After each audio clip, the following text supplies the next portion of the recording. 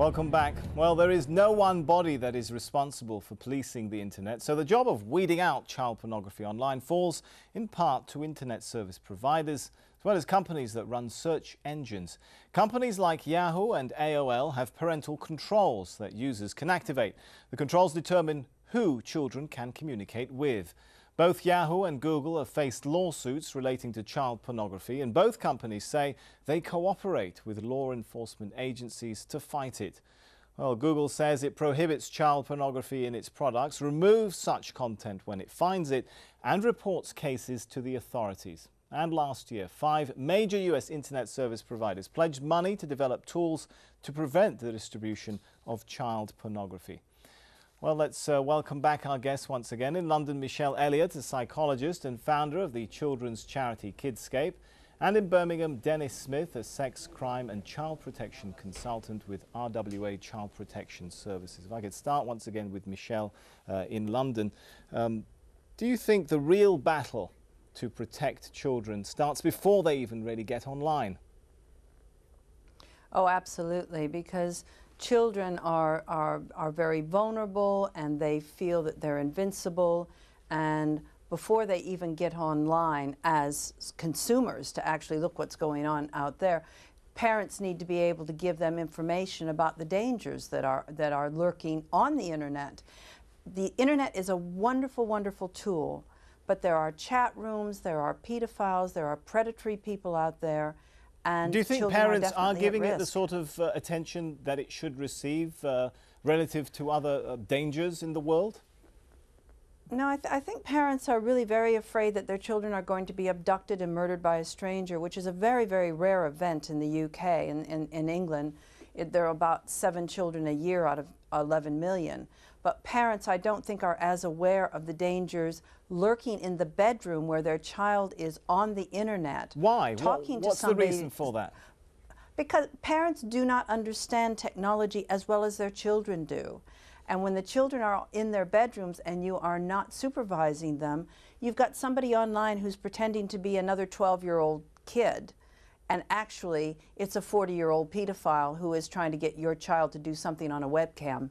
Right. Let's turn to Dennis Smith. Let's talk about once they do get online. What can service providers, search engines, what could they do that they're not doing right now?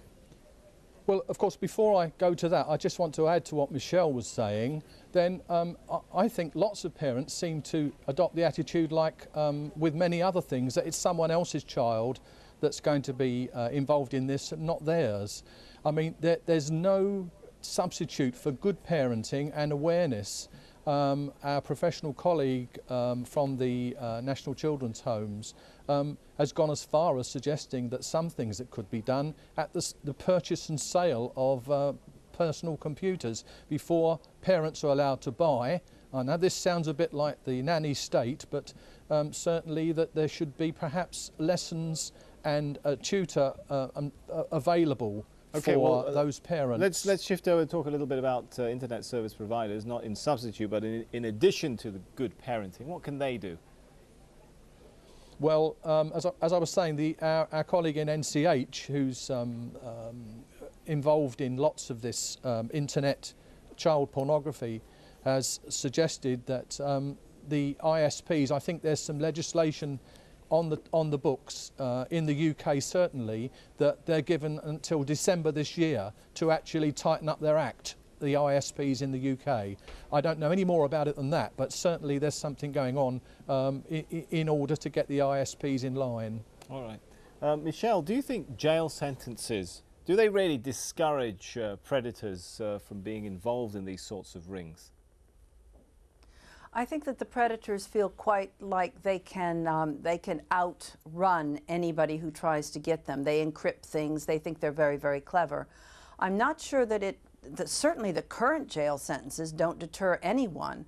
There was somebody who was put in prison today for 9 months for downloading thousands of images of children. I mean, what kind of a sentence is that? If you said you will go to prison for at least 10 years or more if you download child pornography, that might actually act as a deterrent, but that's not seen as justice. I think it would be justice. Right. Dennis, the mastermind of the latest chat room, was actually active in a previous chat room that was broken up by police. Why are they able to go on operating time and time again? It's just because as Sergeant Crosscheck was intimating earlier, it's very difficult to actually break through. He talked about the lucky break they had by an informer giving them information. To actually break through the sort of thing that Michelle was talking about, the encryption and the secretness of it all. I mean, the last thing they want to do is for others to be able to observe just what their attitudes and beliefs towards children are, because that's at the basis of their addiction. It's a compulsive addiction as well as an exploiting financially and emotionally of kids. I mean, with regard to protection of kids, I was on a radio programme only quite recently, and up in Edinburgh in the UK, there's a programme being introduced that introduces children to a simulator, which will give them some idea about the ways and means that these paedophiles try and groom them on the internet. Right, well, you mentioned there the importance of others observing what they're doing. Do you think better policing of chat rooms is the solution, as some are suggesting? I guess it would be, but again, as Sergeant Crosscheck referred to, even in Canada, it's resource limited. It's not it just can't cope with the sort of numbers that are around. I mean, I would like to see as many resources as possible ploughed in to this sort of prevention, because whilst the work of Jim Gamble and his team and the international colleagues is very commendable, of course it's after the event. What we need to do is like some of the work that Michelle used to do with kids in schools about prevention, getting in early, raising not just parents but children's awareness too. All right, Michelle, on the issue of better policing, do you think it would actually be a solution if, as is being proposed, all policing would have to be visible?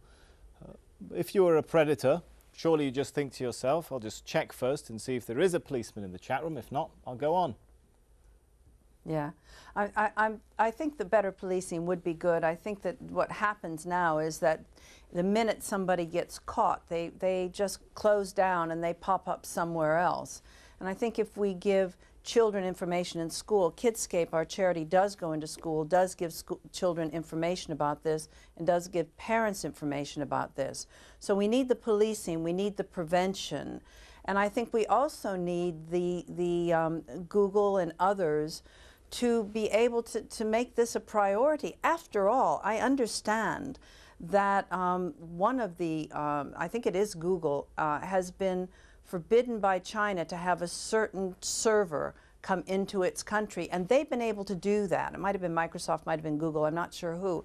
If they can, for the entire country of China, ensure that one particular website does not get through, surely they can do this about pedophiles. I'm not sure about the technology. Do you think that internet companies have perhaps been not so active in combating this problem as they are combating other internet issues such as, you know, credit card fraud and... Right, well, credit card fraud is money, isn't it? But we do have actually in the United Kingdom an organization called the Internet Watch Foundation, to which many of these big companies belong. And they are trying to self-regulate and to bring everyone into line so that there is stringent guidance on these sites. It is much better than it was 10 years ago. It's even much better than it was 2 or 3 years ago. But the fact that people like Tim Cox can get away with doing what he's doing in this small village for so many years indicates that we're certainly not on top of it yet. Very briefly, final words from Dennis. What can credit card companies do to make it, to improve the situation? That's a difficult one. One I must admit I haven't considered totally, but of course Operation OR homed in via the US postal authorities on the credit card use on computers.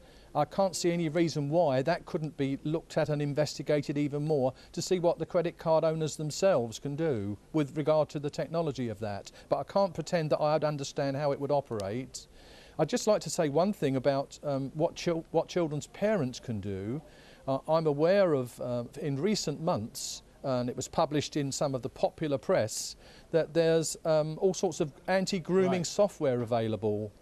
Right. One in particular called In Loco Parentis, which is a device for parents to monitor via keywords and to monitor the content of their children's PC activity. Sorry, we are running out of time. We'll have to thank our guests, Michelle Elliott, a psychologist from London, and Dennis Smith, consultant from RWA Child Protection Service. And of course, we have to thank Sergeant Paul Krofchek, who was only able to join us for part one. He was from the Toronto Police Force. And of course, thank you so much, the viewer, for joining us here on this edition of Inside Story. As always, we welcome your comments and suggestions. You can email them to us at insidestory@aljazeera.net. For now, it's goodbye.